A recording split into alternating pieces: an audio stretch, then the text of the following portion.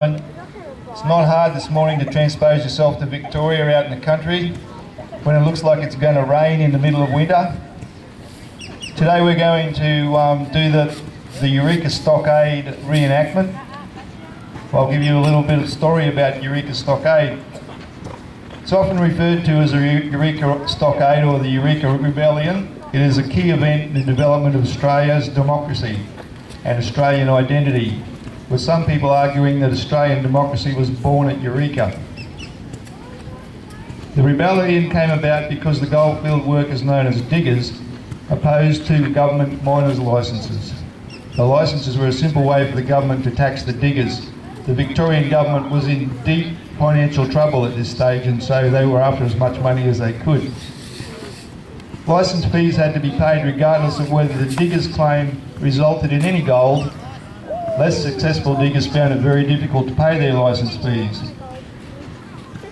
These licences were £2.10, which is $5 in decimal currency, but it's worth probably $500 to $1,000 today, and it was monthly.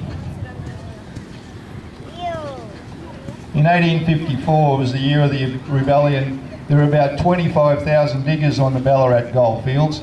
The majority of these were British, especially Irish, but also included Americans, French, Italian, German, Polish and Hungarian exiles, as well as many other nationalities.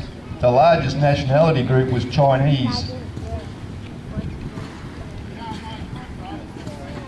In Victoria, Governor Hotham came to power in June in 1854 and set up licence checks twice a week to enforce the licensing laws.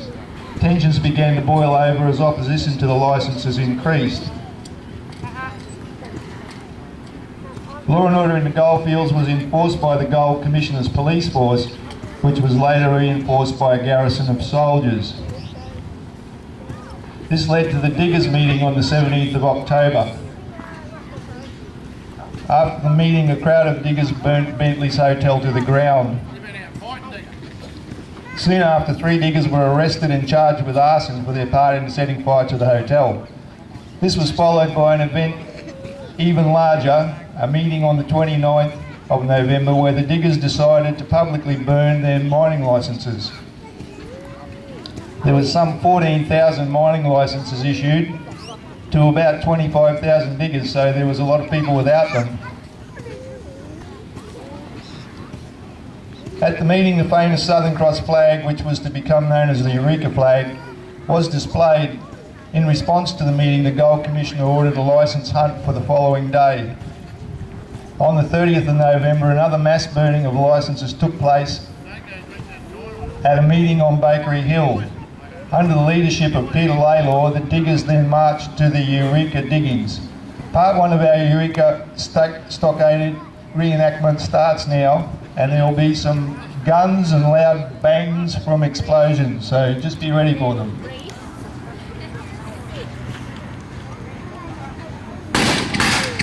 What was that?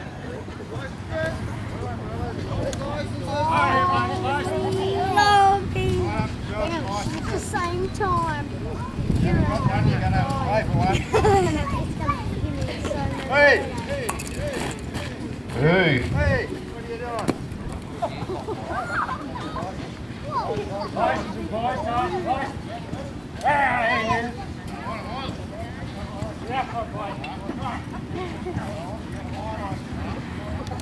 These policemen are pretty used to violence because most of them came from the Tasmanian prisons.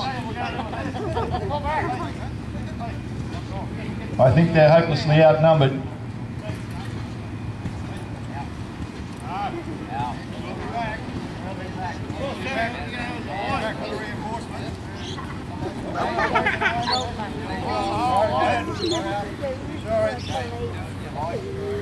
Well, that's the end of that licence check.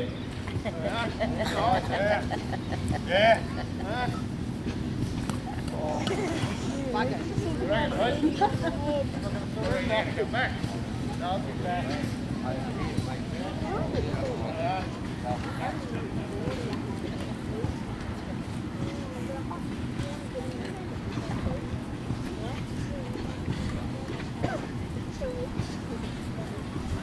The miners knew that the soldiers would come back with the police and try and reinforce the licence inspection. The stockade itself was a makeshift wooden barricade enclosing about an acre of the goldfields.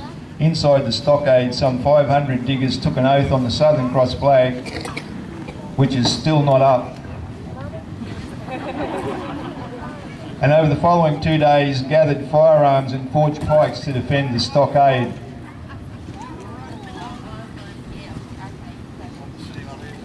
The New South Wales government had reduced their gold licence fees by a lot, and it was down to about 10 shillings, which is $1 a month, whereas the Victorian government was putting theirs up to £3, which is about $6.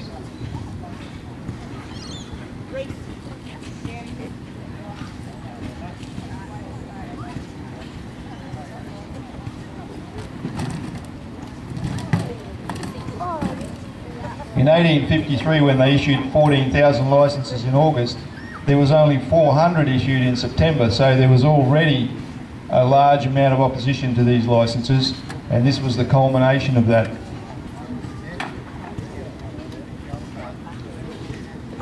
Our reenactment starts now when, early on Sunday, the 3rd of December, the authorities launched an attack on the stockade. Some weeks earlier, the government had ordered the 12th and the 40th regiments to the goldfields to support the police troopers, who were outnumbered, as we saw. Eventually the diggers were outnumbered and the battle was over in 20 minutes.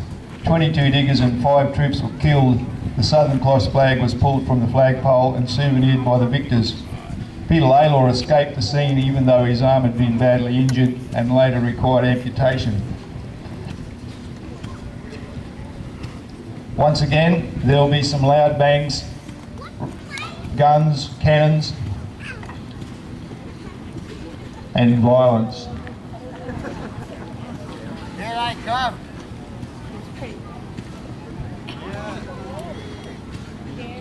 That big fat one's the first one to drop. You were doing it. The big fat one's coming out. Who's in charge of this melee? None of your business. None of your business, yeah. Why won't you buy licences? We don't need them. We won't buy them, we've got no money. We've been ordered to take that rag down. Come and try, come and try. And place you under arrest. Come and try. Right, that's so. If you resist, you'll be resisting the King's men. Good. Send them in, send them in. Where are you getting your troopers from? Oh, we got enough. Yeah. You'll need them. Are you refusing to surrender? We're refusing, all right. Not surrender. All right, we'll be back. So there was the warning. Whoa, there the first shot's been fired. There's trouble.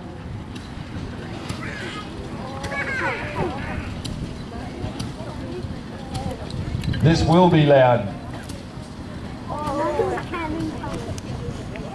Stand back. Prepare to fire! Fire! Right.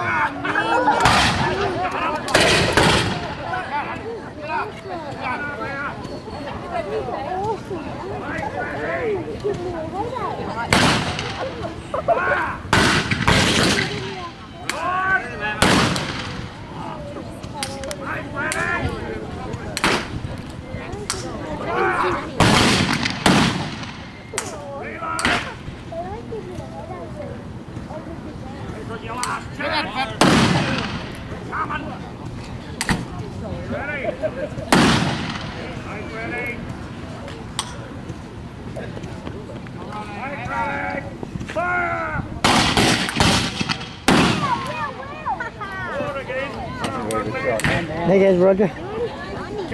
Oh no. Ready? Fire!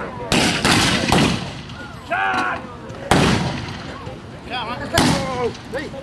Casual. Is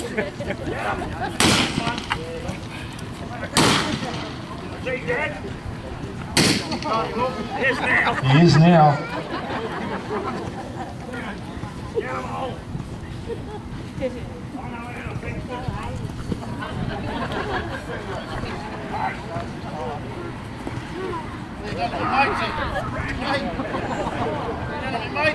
Please up again.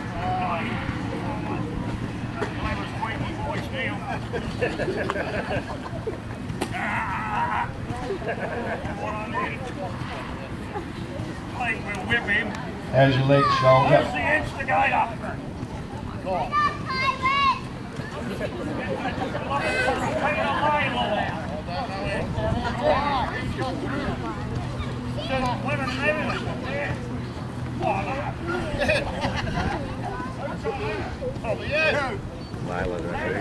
No.